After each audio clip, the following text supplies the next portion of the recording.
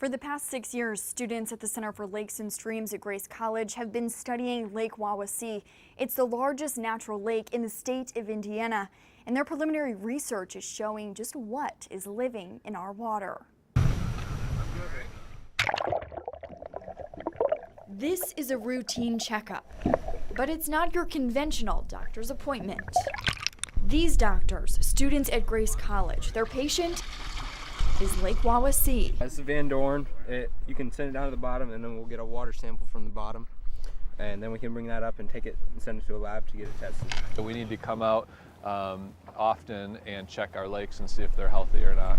Lake Wawasee has the clearest water of the sporting lakes in Kosciuszko County.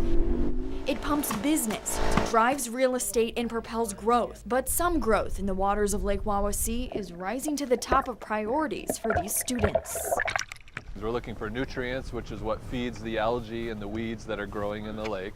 We're looking for potential toxins, which could be harmful to people or pets. Research reveals blue-green algae are floating in Lake Wawasee, but only some produce toxins. We want to take samples of both the top warm layer as well as the bottom cold layer to get a complete picture of what's going on in the lake.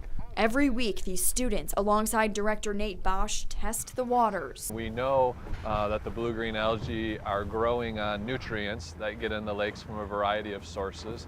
But there's other things that we don't quite know. That's why students head to the lab, input preliminary data, and create the samples. This is lake water from Lake Wawasee. Mary Popilski is a junior at Grace. So we can kind of see the health of the lake by what algae is on it, how much of it is there, which is mostly important in the summertime because that's when blue-green algae usually pops up and gets really abundant. Using a clamp and liquids, Popilski makes the slide transparent, heats it up, and then it's ready to go. Margaret Hirschberger sees algae on these slides. She's trying to determine which ones are toxic. It's never been done to this extent on Lake Wawasee. Currently in the lake, 90% of all the algae that's there is blue-green algae, which is the type of algae we don't want to see. This new research shows 30 different species of blue-green algae are living in the water.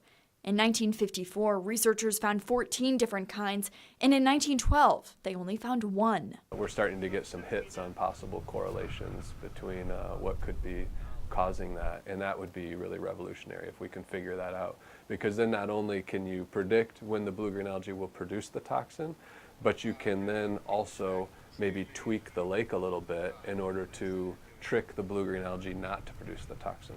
Toxins like fertilizer and yard waste could be filtering into the water, but so could zebra mussels. Bosch says their research is an early prognosis of Wawasee's health. We want to understand the lake, how it's working, how we can keep people in the community safe, and then we hand those results over to local managers, local elected officials to make the decisions on how best then to implement those recommendations. Keep in mind these students are studying lakes across Kosciuszko County, but the blue-green algae toxins they found in Lake Wawasee are not a consistent health threat so far, and that's really why they're continuing to do this research to reduce any risk in the future. If you want to do your part, head to our WSBT 22 mobile app where you have much more information on there.